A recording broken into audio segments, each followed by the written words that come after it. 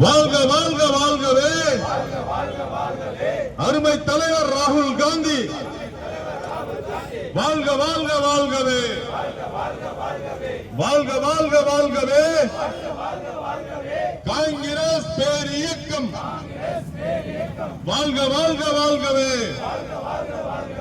கண்டிக்கிறோம் கண்டிக்கிறோம் கண்டிக்கிறோம் கண்டிக்கிறோம் மாவீரன் ராகுல் காந்தியை கைது செய்ததை கண்டிக்கிறோம் கண்டிக்கிறோம் கண்டிக்கிறோம்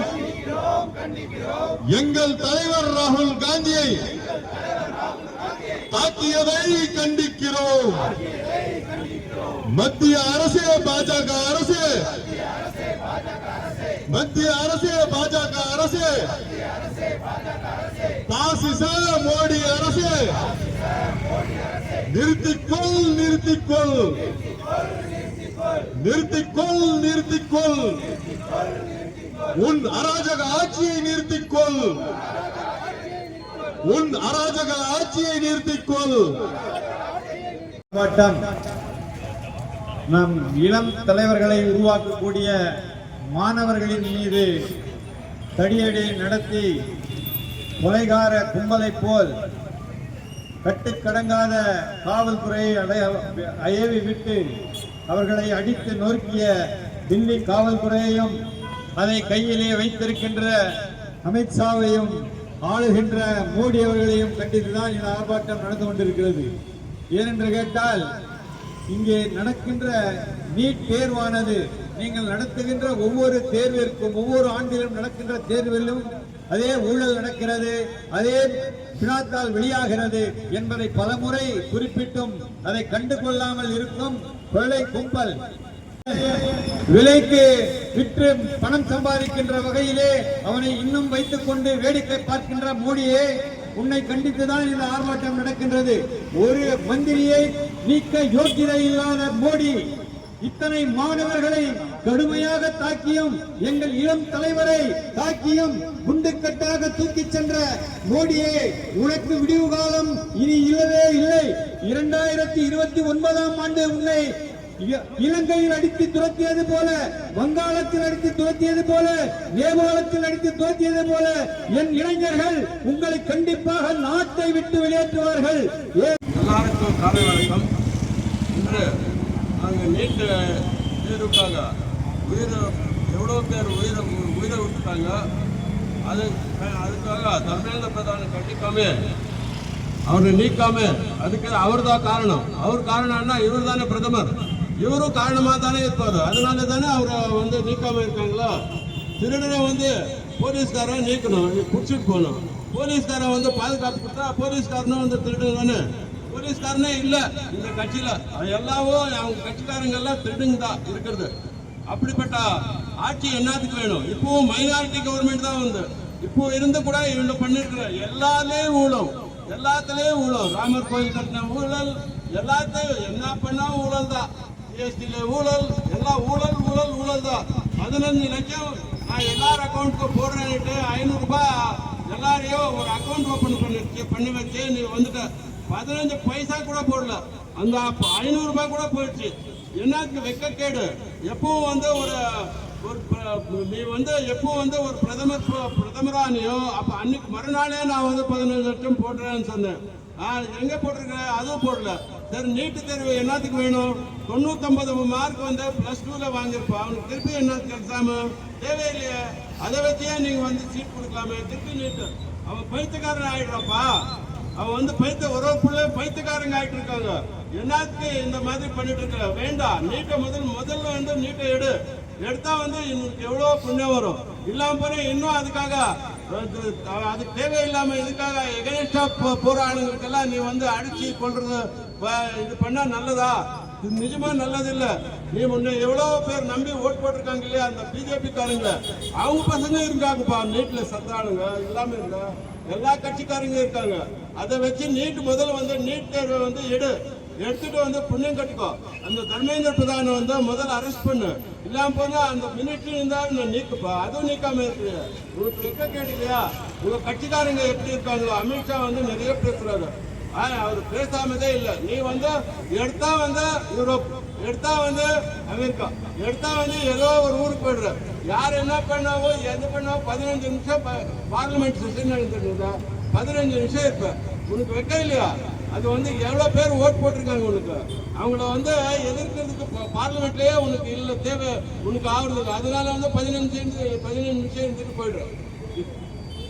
கிருஷ்ணகிரி மேற்கு மாவட்ட காங்கிரஸ் கமிட்டியின் சார்பாக அருமை தலைவரும் இந்தியாவின் எதிர்க்கட்சி தலைவருமான இளம் தலைவர் ராகுல் காந்தி கைதியை கண்டித்து இந்த மாபெரும் கண்டன ஆர்ப்பாட்டம் ஓசூர் மாநகரத்திலே மாநகர தலைவர் அண்ணன் தியாகராஜன் முன்னிலையிலும் முன்னாள் மாவட்ட தலைவர் ஐயா SA முரளிதரன் முன்னிலையிலும் மற்றும் ஏனைய பிரிவு மாவட்ட தலைவர்கள், வட்டார தலைவர்கள், காங்கிரஸ் நிர்வாகிகள் மற்றும் காங்கிரஸ் பேரியக்க நண்பர்கள், ஊடகத்துறை, மகளிர் துறை, RTI மற்றும் இளைஞர் மற்றும் மனித உரிமை மற்றும் ஏனைய பிரிவு தலைவர் அனைவருக்கும் என்னுடைய காலை வணக்கம். இதற்கு இதுவரை ஒத்துழைப்பு கொடுத்து கொண்டிருக்கும் காவல்துறைக்கும் ஊடகத்துறைக்கும் என்னுடைய நெஞ்சார்ந்த வணக்கமும் நன்றியும். இன்று இந்த கண்டன ஆர்ப்பாட்டமானது இது காங்கிரஸ் கட்சிக்கோ ஆனது ஆர்ப்பாட்டம் இல்லை. நம்முடைய அருமை தலைவர் இந்தியாவின் எதிர்க்கட்சி தலைவர் ராகுல் காந்தி அவர்கள் நேற்றைய முந்தைய தினத்தில் மாணவர்கள் போராட்டத்தில் டெல்லியில் காவல்துறையினால் அடக்குமுறை பின்பற்றி காயங்களை ஏற்படுத்தி அவங்களுடைய எலும்பு முறிவு ஏற்படும் விதமாக ஒரு காவல்துறை செயல்பட்டிருக்கிறது. அந்த காவல்துறை என்பது அவர்களுடைய தவறு அல்ல. இந்த மத்தியிலே ஆளும் இந்த பாஜக அடக்குமுறையை கையாண்டு வருகிறது. இந்திய அரசமைப்பு சட்டத்தை உருவாக்கியதே இந்த காங்கிரஸ் தான் என்பதை அவர்கள் மறந்துவிட்டார்கள் என்று தெரிகிறது போல இருக்கு. ஏனென்றால் இந்தியா அரசமைப்பு சட்டத்தில் அனைவருக்கும் போராடும் அதிகாரம் இருக்கிறது, பேசும் அதிகாரம் இருக்கிறது. இந்த அடிப்படை உரிமைகள் கொடுத்தது நம்முடைய காங்கிரஸ் இயக்கம் என்பதை அவர்கள் மறந்துவிட்டார்கள் போல இருக்கு. அதை மறந்துவிட்டுட்டு இன்று மனித உரிமை மீறல்களை செயல்படுத்தி வருகிறது இந்த மத்திய பாசிச கொள்கை கொண்ட பாஜக. இந்த 12 ஆண்டுகளாக ஹிட்லர் போல் இந்தியாவை ஆட்டிவிட்டு வருகிறார்கள். ஏனென்றால் மக்கள் அவர்களுக்கு முறையாக வாக்களிக்கவில்லை. எலக்ட்ரானிக் டிவைஸிலே அவர்கள் முறைகேடு செய்து வருவதனால் தான் இன்று மாணவர்களின் மீது அடக்குமுறையை பின்பற்றப்படுகிறார்கள். கடந்த மே மாதம் நடைபெற்ற இந்த நீட் தேர்வில் வினாத்தால் கசிவு ஏற்பட்டது. அதனால் பல்வேறு மாணவர்கள் மறு தேர்வு எழுத முடியாமல் அந்த மன உளைச்சலிலே தன்னுடைய உயிரை நீட்டுக் கொண்டார்கள். இது அந்த குடும்பத்திற்கும் பெரிய இழப்பாகும். அந்த குடும்பங்கள் ஒவ்வொரு நீட் தேர்வு எழுதும் மாணவர்களுக்கு குறைந்தது ஒரு 5 லட்சம் ரூபாய்க்கு மேல் செலவு செய்திருப்பார்கள். ஏனென்றால் கிராமங்களில் ஆகட்டும் நகரங்களில் ஆகட்டும் அனைவருக்கும் ஒரு ஆசை, என்னுடைய பிள்ளைகள் மருத்துவராக வேண்டும் என்று. ஆனால் அந்த மருத்துவர் கனவை சிதைக்கும் விதமாக இந்த நீட் தேர்வு வினாத்தால் கசிவிருக்கிறது. இந்த பாஜக ஆளும் மாநிலங்கள் அனைத்து தேர்வுகளும் கசிவுதான். எந்த வினாத்தால் எடுத்தாலும் பிஜேபி கசிந்து பின்வெளியில் அவங்களுக்கு தேவைப்பட்டவர்களுக்கு அந்த வினாத்தாளை விற்று விடுகிறார்கள். இதை கேட்க போனால் மாணவர்களை தடியடி நடத்துவதும் அடிப்படை உரிமைகளும் மனித மீறல்களும் இந்த மத்திய பாசிச பாஜக அரசு செயல்படுத்துகிறது. இதை உடனடியாக இந்த துறையை சார்ந்த மந்திரி தர்மேந்திர பிரதான் என்ற மந்திரியை ராஜினாமா செய்ய வேண்டும் என்று பல நாட்களாக அந்த காக்ரோச் ஜனதா பார்ட்டி கட்சியும் இந்திய தேசிய காங்கிரஸ் கட்சியின் தலைவர் ராகுல் காந்தி அவர்கள் குரல் கொடுத்து வருகிறார்கள். ஆனால் அதை செவி சாய்க்காமல் இன்று பாஜக அரசு அவருக்கு ஒத்தூதி கொண்டிருக்கிறது மோடி அவர்கள். இந்த மோடி அவர்கள் நான் இந்த தேசத்தில் ஊழலற்ற ஆட்சி கொடுக்கிறேன் என்று ஆட்சிக்கு வந்தார். ஆனால் இன்று மாணவர்களின் கல்வியை ஊழலோடு செயல்படுத்தி வருகிறார் இந்த மோடி.